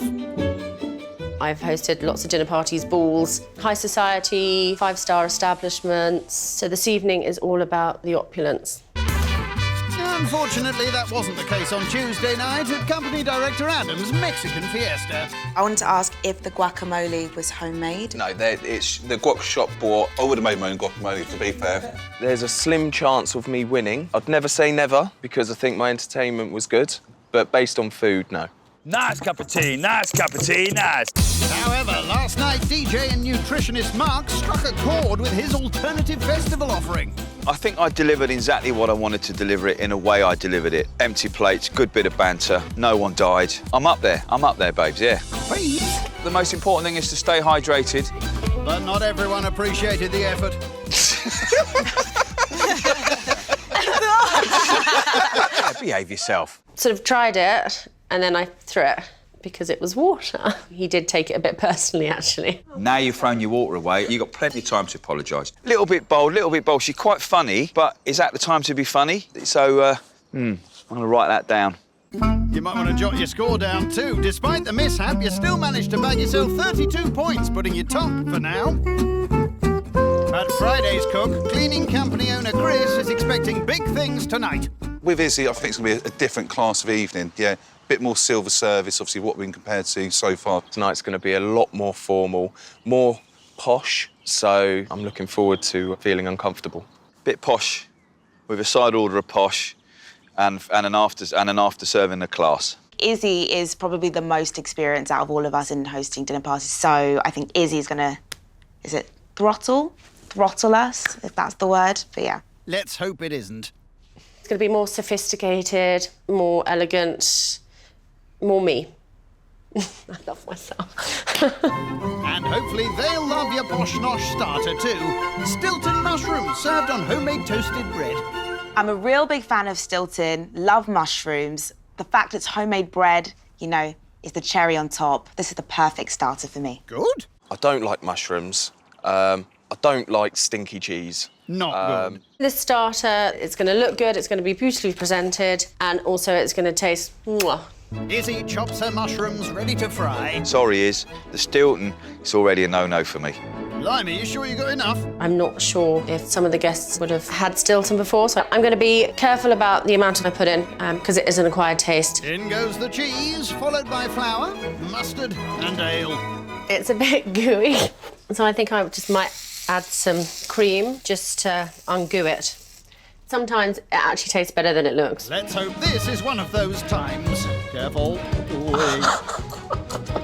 Apart from burning my mouth, it tastes really nice. Sure they're gonna go for that? Try something once. If you don't like it, that's fine. But, you know, I'd like them to at least try it. I'm going to be leaving that. No disrespect. Yeah, well, hopefully you'll like the bread. Usually the bread machine does it. Not today, though. Happy with that. Yeah, I'm very impressed with myself, actually. Well done, me. Well done, you. Time to bake. pro with this oven. Better. Izzy will assemble the starter later tonight. On to the main, chicken saltimbocca with parmentier potatoes, asparagus and cherry vine tomatoes. That's Izzy. That is Izzy all over it, absolutely, yeah. Saltimbocca, it's like cha-cha-cha, cha-cha-cha, you know? Not really, no, I have to say. Saltimbocca is Italian. Hopefully it will create that feeling of sitting in the harbour in Sorrento overlooking the ocean. Ah, sembra bellissimo. Izzy begins her sauce by frying shallots, flour, chicken broth, white wine and butter. Yeah, this is not your healthiest of main courses. Then goes parsley and a squeeze of lemon. Being on an Argo reminds me of being a DJ. Do you know, I could give Mark a run for his money. Not sure he's got a lot to worry about. It's very complicated. It's a bit like asking Michelangelo to paint your bathroom, isn't it? He can do my ceiling. Look at that. If you were to put me in a jug, that's what it would look like. Pure sophistication. I'll take your word for it. Maybe we've got salt and sambuca on our chicken. Could that be what it is? That would be nice. Sounds delicious. Afraid not, though. On goes salt and sage before wrapping the breasts in prosciutto. Pure sophistication. Not more sophistication. They'll be cooked just before serving. Parmentier potatoes, I'm guessing, is some sort of like fritters. Small cut potatoes, either fried or oven cooked. Correct. They're a cross between chips and roast potatoes, but a little bit fancier. After cubing, she parboils the spuds and leaves to bake. Izzy will cook the rest of the veg later tonight. On to dessert, rhubarb crumble with custard. Second night of having crumble. What's wrong with these people? This is definitely a crumble off, I'd say. This is Battle of the Crumbles. Izzy heads into battle by chopping rhubarb and adding port. Oh, sounds good. Careful now. Is that too much? Yeah, OK, let's call it that. Steady. I don't know, you know... Well, that's a lot of port in there. What is wrong with a boozy dessert? In goes caster sugar, and it's left to simmer. I know a crumble, and I know a custard, and I know a crumble and custard. You seem to know everything. For the crumble, Izzy measures out flour. With regards to crumble topping, it's more about the texture and what you feel with your fingers and your hands. I see. Next, she mixes butter, muscovado sugar, and oats before leaving to bake. Izzy is going to be making that custard, yeah? Homemade custard for sure, definitely, without a shadow of a doubt. Looks that way. I've never made my own custard. I'm just trying to keep it authentic and keep the whole evening as real as possible, so I'm going to give custard a go. Fair enough. Izzy begins by heating milk and cream before mixing egg yolks with corn flour, caster sugar and vanilla extract. Who needs to go to the gym? Time to add the milk. If this gets messed up, it could go lumpy, it could be the wrong consistency. We love to mix it up. We love to mix it up. Come on, Izzy, concentrate. Oh dear, it's going all lumpy. Oh. Kind of distracted myself and wasn't paying attention, so I'm going to try and sieve it. It's coming, it's coming. I'm going to have to put some effort into it. I'm so clever. I'm not sure that's helped. How does it taste? I'm so happy. It's proper lush. Izzy will assemble the crumble later this evening, and that's prep done. I'm excited. It just doesn't disappoint. This is Izzy. This menu is Izzy all over. What's going on here, then? Bit of redecoration? With regards to picture frames, it's saying that the table is a work of art. I'm hoping the guests will appreciate the effort I've gone into and the attention to detail. Pretty fancy. Time to get your glad rags on, too. Cocktail dresses and black tie. God, sitting round in a tux all evening. Yeah, but obviously better get my suit out for this one, definitely. After a quick change... Tally-ho, here we go. Izzy's ready for her guests. Firing from the hip, first in, it's Adam. Don't you look dapper? Oh, thank you, darling. You look amazing. You look really good, actually, babe. Stop it. Don't you look amazing? Please help yourself to a beverage. Oh. How do you feel wearing that? Do you feel like a James Bond? Are you going to be my Miss Moneypenny? I could be if you play your cards right. Oh, stop it, you two. Here's Nicole. Hello, come in. You look stunning. Thank you. Come and help yourself to a drink. so much. I don't actually think we need anyone else here. I think we're fine. I'm pretty happy with this, to be fair. Yeah, me too. Shut the gate, quick. Too late, Chris is here. Oh my goodness. Oi, oi, oi. Darling, you look absolutely beautiful. Wow, look at that jacket. This is my kind of night. There will be dining tonight. I'm not sure how fine it's going to be. Well, you're bringing the fine. Oh, I'm literally blushing now. Smooth. And talking of smooth, here's Izzy's nemesis, Mark. Hello. Welcome. Looking very sharp. Mark, I like his outfit, but it's not black tie. It's not suitable. Number one, I don't wear ties. Number two, I only wear black if someone's died. Oh, well, have a drink then. Cheers. Is that what? Did you not like it? It wasn't my favourite year, that one. It was some of your well water left over from last night. Leftovers? Oh, we're in one of those rooms, are we? Not really, All right, no. Bring it on. Round one, fight! He's in a cocky mood. He's had his night last night. Yeah, he's already given me a bit of attitude as soon as he walked in the gate, so, you know, bring it on. I'm going to say a few words, because that's what one does at formal events. Nicole, you look absolutely stunning. Guys, you look very dapper. So here's to a good night. Cheers. Cheers. Cheers. It's the fourth night in and around Basingstoke. Cheers. Cheers. And the turn of winery owner Izzy. She's hoping for a sophisticated night in this delightful dwelling. While the guests mingle, Izzy checks on her homemade bread. Oh, I'm so happy. It's all good. I'm happy too. She adds cream to her cheesy mushroom mixture. It's like cement. It's like Play-Doh. As long as it tastes good. Well done, me. On it goes. Here it is, Stilton mushrooms served on toast with watercress leaves. Good luck, Mark. This evening, we are having chestnut Stilton mushrooms on homemade bread. So, straight up, I don't like mushrooms, I don't like Stilton, but just tried that and I like it. Edible. Really well done. You've tried it, so thank you. No, I'm going to finish it as well. Oh, are you? It looked like swan poo, but I tell you what, it tasted incredible. Stilton, mushrooms, homemade bread, nice and warm. I just love it. Good homemade bread, good starter. Yeah, happy with that. Izzy. Yes, my love. I love mushrooms. I'm a huge fun guy, and I think they're magic. And I was praying that you somehow had separated the Stilton for the rest of it, because I can never in my life let Stilton pass my lips again. It's too strong for you. I wouldn't even want to risk trying it, Yeah. if that makes sense. No, that's fine. I don't think Izzy would have been offended by that. I think she understands that nothing's personal. This week, I've tried food that is not to my taste. So I think maybe he could have just tried a little bit. That would have been polite. Susie, tell me more about your dinner parties. So I've been to lots of informal dinner parties, lots of formal dinner parties, suppers, balls. I've socialised at some of these events with people quite high in society and a few celebrities. So have you sort of had dinner parties with people of that calibre? Oh, we've all done that. Yeah, loved it. I'm sure Izzy has dined with Monk Willie the Honk III. I've dined with beautiful people in a field. That's a different type of high society, Mark. Yeah, I tend to sort of do my dinners with sort of middle society, really. But the odd, you know, Cartier Polo dinner bash when the game's finished, Yeah. stuff like that. So actually, we could go out together and... That's a very kind offer. But I'm just saying, you know the etiquette when you go to the Cartier Yeah, Polo. inside out with the knives and forks. Yeah, start from the outside in. Oh. That's exactly it. There is a tiny bit of friction between Mark and Izzy, so we just sit back and... I've had dinner on it was at the same table. Lord Archer, Gary Mason, God bless his soul, good friend of mine, Frank Skinner. Yeah, don't do names dropping, really. If I was to tell Mark who I had dined with, I would knock his at the park. Anybody else? I did once see Ainsley Harriott eating a tuna baguette in Weston-super-Mare. He was sat outside and he was looking around, obviously, for attention. It's one of those things I should have sat down, really. But next time I see him, I might well do. I've heard the name Ainsley, but I'm not really sure who that is. You know, don't you, Adam? Do I know who Ainsley Harriott is? Of course I know who Ainsley Harriott is. I know all the black chefs. What are you coming at me like that for? Sorry. I've got roots.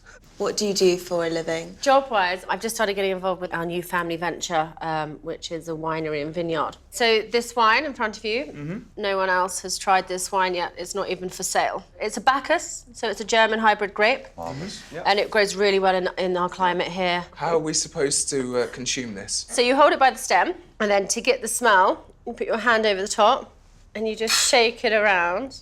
Just as you remove your hand, put your nose into it and smell it. Smells nice. Is it oaky? Can you smell tennis balls? Can you smell elderflower? Yes, elderflower. I could definitely taste the sort of elderflower to the wine, obviously sort of oakness to it. Yeah, you could really smell it. It smelled flowery, it smelled fruity. You know, I understand why posh people drink so much now. Kind of smells like feet. Hey? Sorry about that. that might not be the wine. You know, like shoes, you're walking in the rain, you've gone hiking up Snowdonia, and you've come down and you're like, what the hell is this? What? I'm getting a sense of plum. It's like, good on you. No, for some reason, I don't have that ability to have a sum total and then extract an essence or a smell or a taste from it. Do you know, it took me... Can I just drink it? So Chris, Nicole and Adam seemed really impressed, really happy. Mark clearly couldn't give a could he? Now, Izzy, bless her, so she's quite snobby, and she goes, and we have our own wine. It's quite unsnobby wine, to be honest with you. So with that wine, I would either leave it another couple of years in the bottle or leave it in the shop unbought. Ouch. Hopefully you'll enjoy the main. Rapeseed oil, locally made. Oh, not again. After changing trays, it's time to cook the breasts. This one I made earlier. Chicken fried, on goes the veg. So I've just got to add the sauce and then we're good to go. Here it is, chicken saltenbocker with parmentier potatoes, asparagus and cherry vine tomatoes. I have cooked for you for your main course, chicken saltenbocker. What is that exactly? I think it's Italian. It was traditionally served with veal, but I'm not overly keen on veal. It's something that I cook regularly. This is so lovely. Thank you. Honestly. Yeah, very nice, beautiful. This is so lovely. Do you like it? Yes, I really like it. Very impressed. Thank you. Yeah, a lot of flavour, very succulent. You've done bits. Like, Thanks, done bits. You've done really well. The sides let it down. The parmentier potatoes, fantastic, just not enough. Asparagus was overdone. The tomatoes, they had been in the fridge and you could taste that. Tomatoes should never be kept in the fridge. Top tip. And Izzy's got some advice for you too, Mark. Etiquette at a supper generally or a dinner in the evening. You know, don't put others on the table when you're eating. Don't talk with your mouth full of food. I don't really want to see your food going around in your mouth. I feel like I've just been properly told off from my elbow. Eating with my mouth full and being a classless guy. It's nothing to do with class, it's just etiquette, isn't it? Etiquette, as we call it. Etiquette. There's been a couple of occasions. Tell us about the occasions. Tell us about the... Yes. Yesterday, you did sort of speak a little bit with your mouth full of food, but I couldn't see the food, so that was fine. Do I talk with my mouth open? No, it's never happened. I think she made it up. Apart from that, you're all right. So you approve of us? Yeah, I do. Do Do you know what? I would happily take you to any woodland party, any ball, any formal dinner. If we behaved? Yeah, if you yeah, behave. I'm not willing to behave.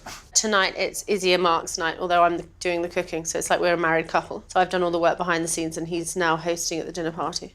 Go on then, Izzy, take back control. This is called the chocolate mint from head to mouth game. So one places le chocolat on the forehead, Yeah. and you have to... Somebody call her a doctor.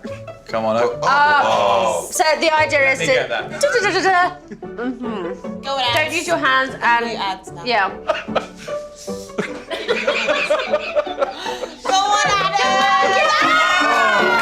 I don't know what part of high society wants to see their dinner guests covered in chocolate pulling weird faces. Maybe it's all the rage. Well, it is round my way. Go on, go on, go on, go on, go on, go on, go on. I lose. Go on, it's not moving. Because gravity. It's not you need to moving. bring your head down. Okay. Where is going? You okay there? As it was sliding down her face, it was slightly attractive, but slightly scary at the same time.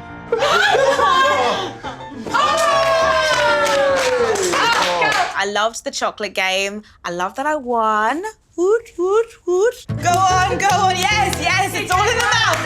Yes, hang out and lick it all over. Obviously, the mint game this evening, absolutely smashed it. Yeah, obviously a bit more practice required by myself. Do you know what? Even posh people have fun. Ooh. I'm not posh, I'm just saying. I have achieved my goal and I feel that we're on the right road and everyone's having lots of fun and may it continue. You might want to clean your face. On to put then. I'm really happy. Lovely and brown and crunchy. Izzy dishes up the rhubarb. On goes the crumble, followed by a dollop of whatever that is. Yeah, it looks like mashed potato. So I'm going to try and jazz it up a little bit. Not sure that's helped. Here it is, rhubarb crumble with mashed potato, custard. Yeah, rhubarb and custard, one of my favourites. I'm assuming this is homemade. It is homemade. Yeah, I can tell. Why can you tell it's homemade? Oh, shucks, I've dug myself in a hole. Because it's not runny. Yeah. Well, it tastes nice. Yeah. Fair play for having a go. I've seen worse. I'll take that as a compliment. That is a compliment. And with the night drawing to a close, Izzy's got one final flourish.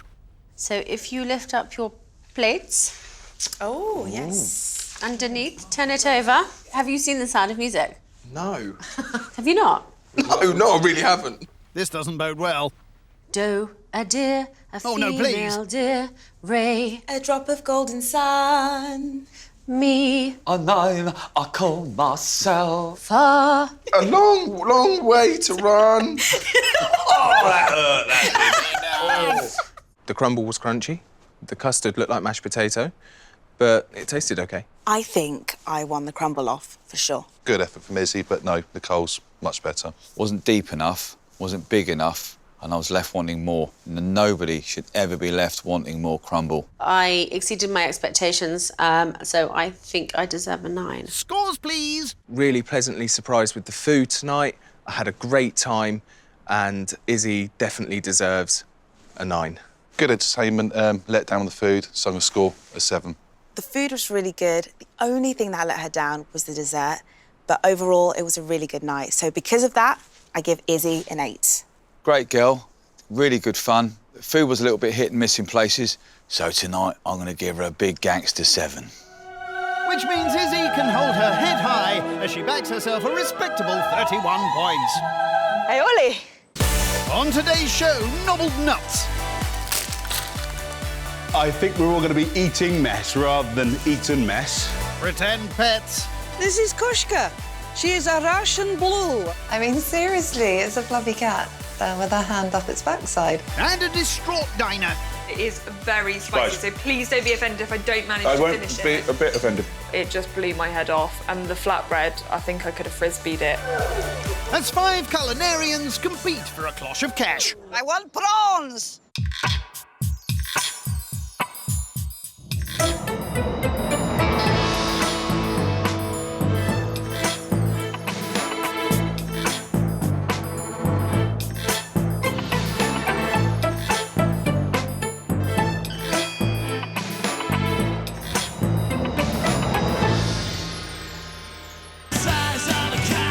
It's the 3rd day in Gloucestershire, home to one of the rarest breeds of cattle.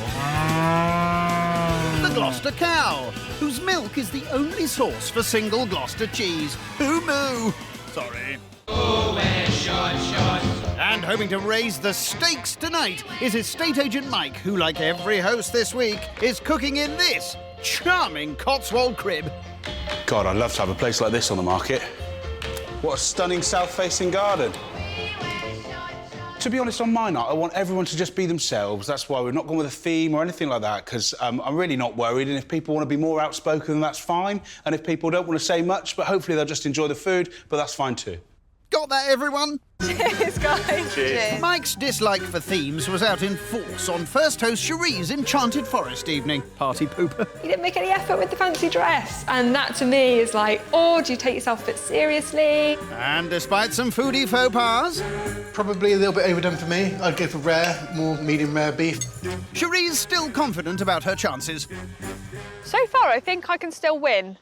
At the moment. After Chloe's night last night, I think I'm still in for the run-in. 1 lemon or 2, maybe 1.5. The Chloe in question is last night's host, who showed off her professional storytelling skills.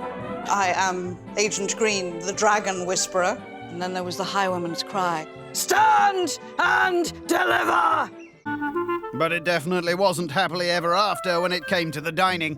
Spice-wise, I think my yoghurt and cucumber will definitely be gone. But is it balancing it out all right? It was a total disaster. I forgot to bring the couscous, which should have gone with the vegetarian chili. Anything that could go wrong did go wrong. I've lost my black and white tea towel. I think I'm way down the bottom of the list on this competition. Correct, as it's Cherie who's currently topping the table with 26 points. Chloe also faced the criticism of discerning diner Dan. That was probably a little bit too simple for an eating competition, I would say. Probably needed to be a little bit more complex. Well, then put a cork in it. I wasn't very critical of food last night. I felt I was quite reserved, actually. I felt like I could say quite a bit more. And final night's host, Holly, can sense some tension in the air. I did notice last night a little bit of a clash between Dan and Chloe. I'm not sure if that's going to develop. We'll see. So, Mike's got a lot on his plate tonight if he wants to try and meet Dan's high standards. I think Dan will be my biggest critic tonight, and I'll be interested to hear his feedback. Mike's going to be one of my key competitors. I've got a feeling he's going to produce something tasty, but I also think he's going to produce something that might ostracise people. Let's see, shall we? Mike is kicking off with his starter, croquetas españolas with truffle aioli. Aioli. It's got to be Spanish. Right. Mexican. Wrong. But españolas, that would mean with probably peppers? No. Croquetas. Croquettes. Well done. The Spanish very much use croquettes, I understand, to use up the leftovers in the fridge, so they have a real varying amount of fillings within them. No leftovers today, though. Mike's using only the finest of fillings. Oh, hello, who's this? This is somebody we speak very fondly at home of. This is what we call the little lady. She grates on me at times, but we tend to get on well most of the time. Sounds like a marriage made in heaven. I'm just going to go down here like this and just get... You're slightly suffocating her, Mike. Yeah, sorry, love. Cheese grated, he moves on to the bechamel sauce for his croquettes. We want to get that flour taste just cooked out of there, really. Otherwise, it's a bit like... You know what I mean? A bit. Well, it's like having a cement mixer in your mouth, really. And nobody wants that. The cheesy white sauce gets divided into two, with mushrooms added to Cherie's veggie version, whilst the meat eaters get some bonus bacon. OK. The mix gets piped out and will be chopped into croquettes and deep-fried later tonight. On to the truffle aioli. I love truffle and I love alioli, which is garlic, so very happy. I can't imagine him having it too garlicky. I think it's going to be a subtle garlic. Can a whole head of garlic be classed as subtle? That squeeze, that is just what dreams are made of. The dreamy garlic gets mixed with shop-bought mayo, a drizzle of truffle oil, and it's done. Up next, the main. And for vegetarian Cherie, it's jerk jackfruit. With the jerk, it's potential for not being strong enough or being very overbearing. You mean very spicy? Mike's using only the freshest jackfruit, straight from the can. Obviously, this isn't the way that the jackfruit is grown in a can, but I think it's the only way you can sort of get hold of it in this country. Let's have a gander, shall we? Oh, it looks like something from another planet. How promising. I really hope Cherie's going to like this on the basis that... She's got nothing else? She's got nothing else, yeah. Lucky old Cherie. The delicious jackfruit goes into fried onions before stock and sugar join the party. I feel a bit more under pressure to get this right, particularly when I'm in the knowledge that I'm cooking something spicy for somebody who doesn't like spicy food. Maybe don't add too much spice, then? I think any more than that, it's going to blow her head off. Jackfruit suitably jerked, it'll be reheated later.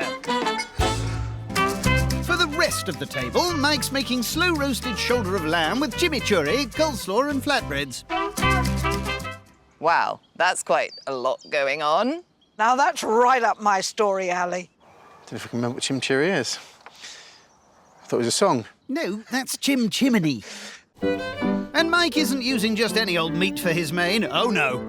This lamb was literally born in a field next door to Cheltenham Racecourse, so really, really local to me. And it's out of the stalls and into the shoulder of lamb for olive oil, closely followed by rosemary and thyme. But wait a minute, here's lemon coming up the back straight, but it's garlic that takes it by a nose. The French will be pleased with that. It's got summer written all over it, hasn't it? Where? Finally, into the oven it goes to slow roast till tonight. He knocks up some chimichurri and coleslaw, then moves on to yet another side dish. Flatbreads. I think flatbreads are quite easy to make, so it would be sad if he didn't put that effort in. This is the 5th thing made from scratch as part of our main course, and I really hope the guests appreciate the work that's gone in, especially Dan. Flatbreads heated through, that's the main done. On to dessert. Amaretti eaten mess. I think it's a bit of a cop-out, maybe, an eaten mess. I'm pretty sure that's the one where you just shove a load of stuff in a jar, sort of thing. He's going for a tasty menu, but playing it quite safe. Mike starts by tapping his homemade meringues. If you give it a little tap like that, and that's really how it should sound, because it just means it's not going to be too gooey and gummy in the middle. The meringues get crumbled into cream, then it's all layered up with fruit and bickies. Oh, whoopsie. I think we're all going to be eating mess rather than eaten mess. I see what you did there, Mike. Prep's done, but it's not just presentation that he has to be concerned about. After Chloe took a bit of harsh criticism last night, she might come out with the gloves off, perhaps, today. It's what else she might have on her hand that worries me. I really hope Mike has made enough food for tonight, because I'm actually bringing a +1. Her name is Kushka. Hello again, Koshka.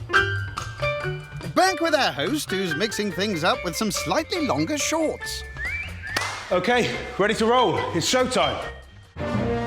First in, it's Holly. Great to see you in your normal clothes. I know, no fancy dress. Brilliant. Is it nice to feel a bit more relaxed? Yeah, more room to eat.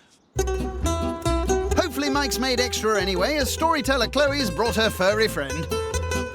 I brought a +1. Who's that, then? This is Kushka. She is a Russian blue. I see. I am one of the crazy cat ladies. Oh, well, better a cat than a dragon, I would say, tonight. Bit surprised about the new arrival with, is it Puspa? Kospa? Puspa? Koshka. Puspa. Koshka. Puspa. Koshka! Yeah, unusual scenario. I mean, seriously, it's a fluffy cat with her hand up its backside. I can see he's a bit on edge. I wonder why. Why are you scratching? Stop it. I'm not sure what else to say, really, but I think I'm going to just have a bit of a beer, if that's all right. Yeah, let's say cheers. Yeah, yeah. Next to arrive is Monday's host and the one to beat, Cherie. So, it would appear we've got an additional guest tonight. Where is his Prosecco? She is sharing mine. I apologise, one should not assume one's gender. You haven't got any prawns, have you? I don't have any prawns, I'm afraid. I want prawns! I don't really know how to deal with it, and I keep calling the cat a him, and she gets quite upset.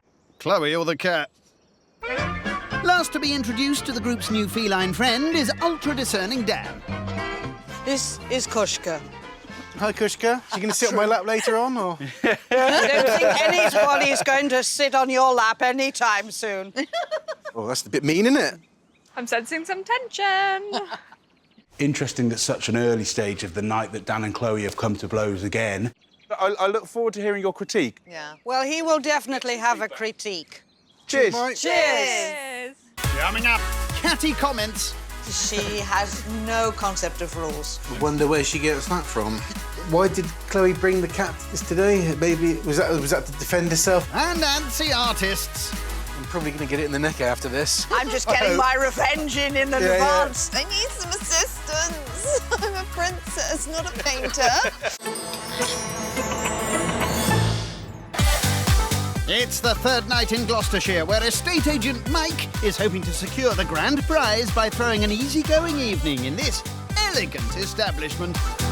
It's very much come as you are. Be comfortable, be relaxed and just chill. But whilst his guests may be relaxing, in the kitchen the pressure's on for his cheesy croquettes. I'm very concerned that it might all disintegrate and I'll be bringing it all out with a sieve. So fingers firmly crossed it works out for me tonight. Time for the moment of truth. Oh, looking good. All right, let's do this. They're plonked onto some posh platters and the starter's ready. Croquetas españolas with a very garlicky truffle aioli. Bon appetit. Thank you. When am I moving in? Well, it's a good thing I love garlic. Yeah, well, This is... Yeah. This, Full of it. yeah, this has got a whole roasted garlic. They were crispy, they were light, there was lovely ham in them. I did get the garlic and it went beautifully with the croquettes. I think you pulled off the croquettes quite well, because obviously My experience of cooking these ones is that they fall apart and melt across the sort of fryer. That's exactly what I was worried about. So I think it's a little bit risky doing that. I think that was almost a compliment. He's kept it a little bit safe on what he's doing in terms of food. But realistically, his theme for tonight is really, I think, about having a relaxed dinner party, and I think he's getting there. I think that's the nearest to praise you're going to get from Dan.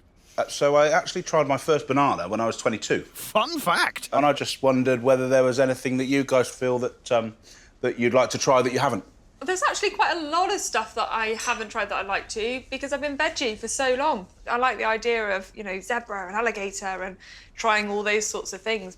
So, Kushka, if you could have any food in the whole wide world, what would you eat? Fresh prawn out of North Atlantic. Other than prawns? What else is there? So you're a one-trick pony? I am not pony, I am cat. Can't you see? I'm terribly sorry. She's rude. It's fine, I can take it. I apologise for my cat. Why did Chloe bring the cat to this today? Maybe was that to defend herself against me? I don't know. She's a storyteller, so it goes with the package, I suppose. It slightly freaked me out. To be honest with you, I don't know if you picked up, I usually cook for myself, so it's nice to be cooked for. Yes. Which isn't often the case. Yes. Because I'm not an easy person to please. Sometimes anyone gets that. Really? When somebody says, what's your style of cooking? There is no style of cooking. I think it's just, I will try anything. I've still got that to look forward to, haven't I? Oh, hello. Dan's definitely running a risky game. He's not had his night yet, so he needs to be very careful how much he's rubbing people up the wrong way. Do you do most of the cooking in your house, Dan? Probably 99.9% of it, yes. Yeah. Oh, really? I'm trying to encourage and train cooking. Oh, train! No. What would you call it when you're trying to help someone? Not, you call it help, not train. That's like you train, educate, Well, there's a lot learn. of things that we can say that mean different from what we mean. That might be your life experience, because for me, it's a help training people. Some people in the group didn't like the word train your partner. I think some of Dan's wording of stuff definitely needs some working on. Really, really pleased with the feedback. I was expecting at least some negative comments and I didn't receive any, so I'm really buzzing about that. Splendid. On with the main. Mike pulls apart his slow-roasted shoulder of lamb. It's definitely cooked all the way through. Before plating up spice-phobic Cherie's veggie option. It's jerk, which obviously is typically quite spicy, so I've tried to tone it down a bit today. And? It is a bit spicy. I've never tried jackfruit before. I've never cooked with it either. Not sure I would again. It's a bit late now. The dish is finished by reheating his flatbreads and serving up spuds. I've given this main dish my all today, and hopefully it's enough to win everyone over. And blow their heads off. Mike's main is jerk jackfruit for Cherie and slow-roasted lamb for the meat eaters with garlic potatoes, chimichurri, coleslaw and flatbreads. Please, please enjoy. Let's just get stuck in. Thank you. Thank you. What do you think? It's all right, mate. You're such a hard crowd. Come on, tell me. Really like the bread. Thanks. I'll try and think of some criticisms in a bit, right? Okay. High praise indeed from Dan.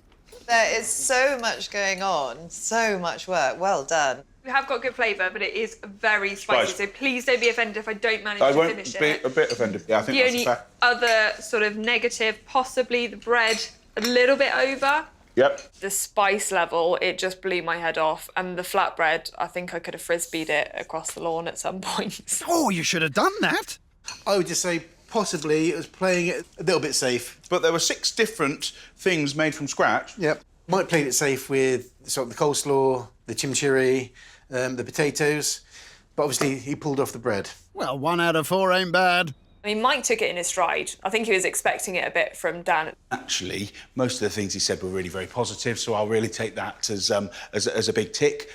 Wait a minute, we have one more opinion. Oh, must we? Oh, ow! Go on my fingers. She likes it. Oh, well, that's a good thing. No feeding pets at the table, please.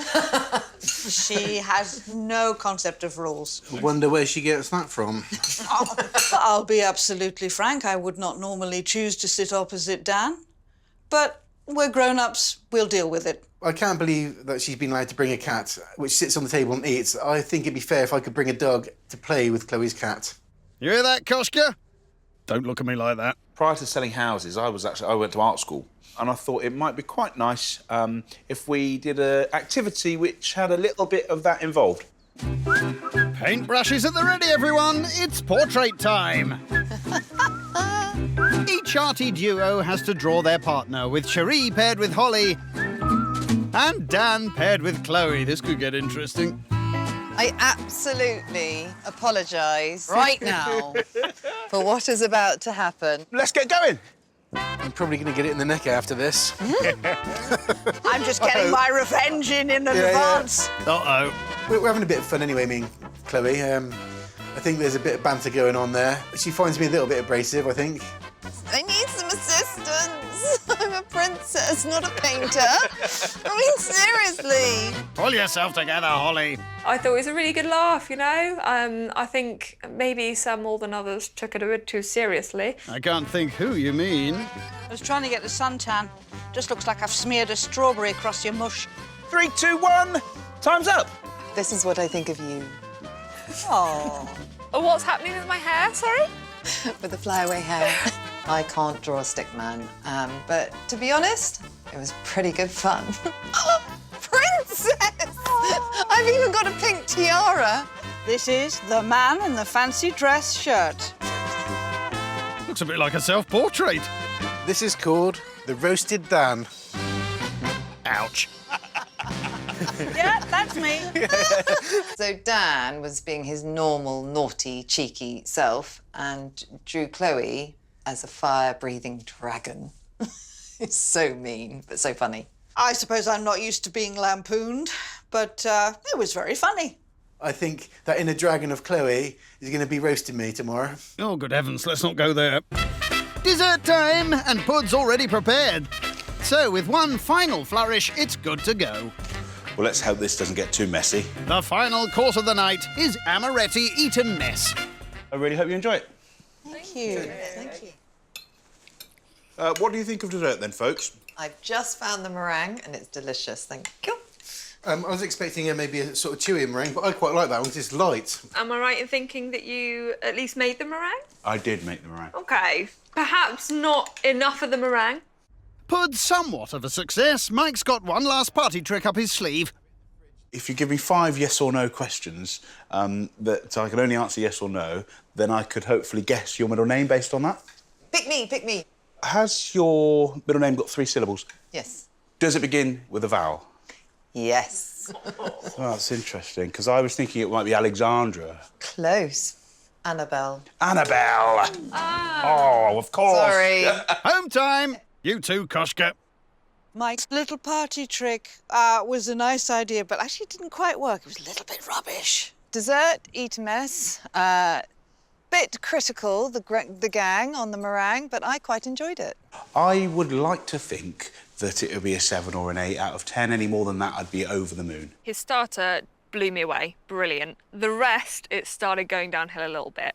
However, the hosting did bring it up again. So overall, I'm going to give Mike a 6. Good food, a few little things to work on the main course for me. So for that reason, I'm going to give him an 8. I think he played a little bit safe, but tonight I am going to give Mike a 7. Tonight, I give Mike 8. So, Mike's easygoing evening scores a very satisfactory 29, easing him into the lead.